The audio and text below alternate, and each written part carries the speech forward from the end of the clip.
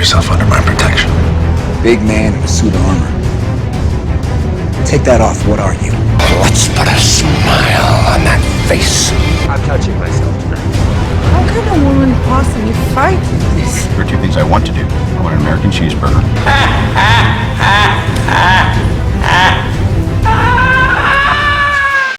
What's up guys, Uz here with Views from the Cave, and as you can see I'm in the cave and these are my views, and I wanted to talk to you guys today about Disney. Now you'll kind of notice there when I'm talking these kind of Views from the Cave things, people who have known from the podcast there for a while, that mainly in Views from the Cave I try and concentrate on the business aspects there of these, you know, huge companies, right?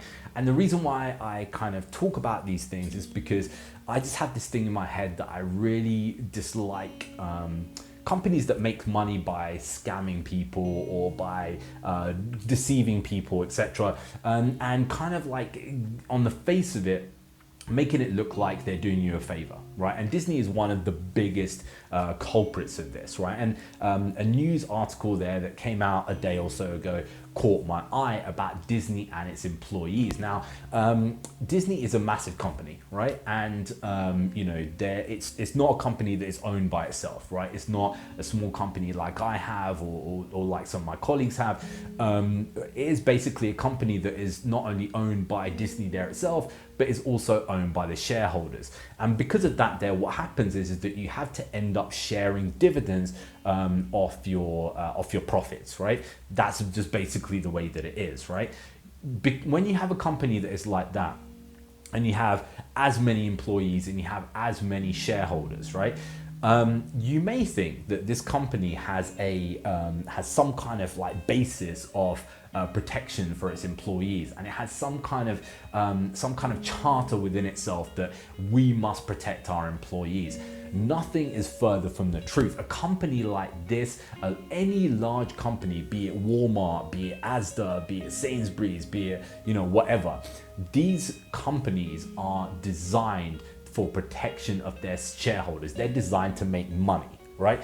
And this is why Disney is continuously churning out garbage right now, you know, going through its back catalog, trying to rehash every single film that it's got in its back catalog, bringing back things like Honey, I Shrunk the Kids and just random ass stuff to try and make as much money off its catalog as possible. It doesn't really care a great deal about, you know, the aspects of, is this a repeat of something, you know. All they care about is how much money is it going to make the company, because in essence that's all the point of companies are, right? Now they may give you the guise of the fact, oh look, we're an entertainment company, we're here to entertain, we're here to give a magical kind of experience to people, right? It's like, okay, well, you are here to give some kind of experience there to them, but at the same time, you're charging people a huge amount of money to have those experiences, right? So, you know, those experiences are not available to everybody. And you know, that is not the be all and end all of these companies. The main thing is that they want to try and give you these extra experiences as a kind of upsell in effect, right? So, like I said, these companies are more beholden to their shareholders than they are to their employees. And it was of no surprise to me whatsoever when I found that Disney was furloughing its employees. And at the same time, it's like, well, we're furloughing our employees, but we're still going to pay our shareholders a dividend, right? Now, the caveat of this is basically that the dividend would have been coming from the year before. So obviously Disney made a lot of money and it's paying out to its shareholders. I'm actually surprised at how low this is. A 1.5 billion dividend off the fact that, you know, the company there itself is, you know, is really meant to be making a huge amount of money, right? When the shareholders account for 34%, it's quite a small amount. It's quite a small amount of profit there, considering I was thinking this company was making, you know, 20 billion a year or whatever. It's obviously not making as much money as it kind of purports that it is. However, it's totally unsurprising to me that they're going to pay their shareholders, because that's who they're beholden to. Now, there is a little thing within this, and this is basically where it comes into me talking about how I don't like the fact that certain companies they are there and they kind of are they really are literally there to scam people, right? And they're there to kind of just build money out of nothing, right? We can talk about the system till the cows come home, about the stocks and shares, etc. However, this is the one thing that really bugs me about this, right? What happens is say for example, Disney decides one year that it's not going to pay its shareholders the huge amount that it's paying there at the moment. What happens? Well, what happens is very quickly you get a massive drop in the share price, right? Just a huge drop in the share price, right? So Disney does not give a crap about the fact that it's got hundreds of thousands of employees to pay. All it cares about is its share price and the cost of the overall company. Like I was saying there in the AMC stuff, this is all related. The amount of money that they can loan, the amount of contracts that they can get, etc., is all based on the fact of how much their company is worth, right? So they have to pay the shareholders $1.5 billion, because if they don't pay them, the share price goes down. Then investors get worried. They might start selling their shares. The share price comes down even more. And then it comes to Disney being in a weaker position as a business, right? So Disney would much rather be in a position where they borrow $6 billion, which is what they've done, right? Borrow $6 billion and go and pay their shareholders in order to artificially keep this share price at this level, because it protects all of their contracts there for the future. It means that they can pay their engineers, an engineering company, or the companies that make their toys, etc., etc. They can get a much better deal with them, because they can say, look at the size of our company, than paying their employees a fair wage. They don't give a crap about you. They don't give a crap about anybody. Their basic thing is just to make sure the company is buoyant and the company is making money. So all of this kind of rage that is coming out, especially I was seeing for one of the heirs of Disney, she's saying like, I think it's disgraceful that, they're paying the shareholders, etc. These people don't really understand how this business works, right?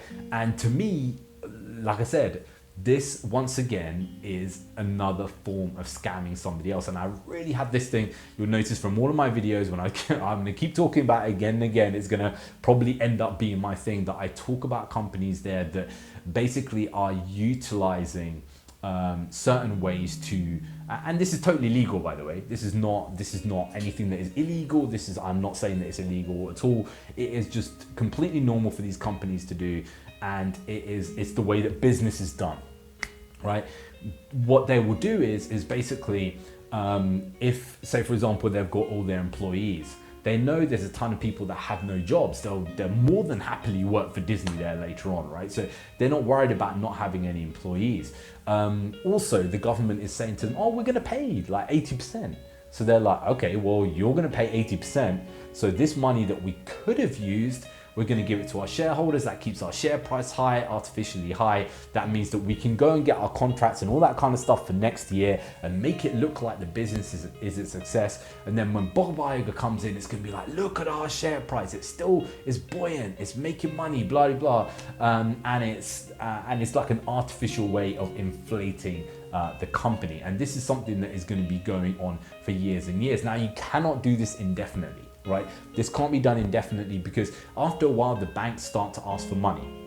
And what the banks will do is that they'll give a loan, say to Disney, and they'll say, okay, 6 billion of loans. They'll repackage that loan, sell it to another bank. Another bank will take it on. They'll sell those loans on as mortgages. They'll sell those loans on as something else. They'll basically keep repackaging it. It'll go around the world. And this is what happened to the financial crisis. You had all these companies that were loaning crap loads of money.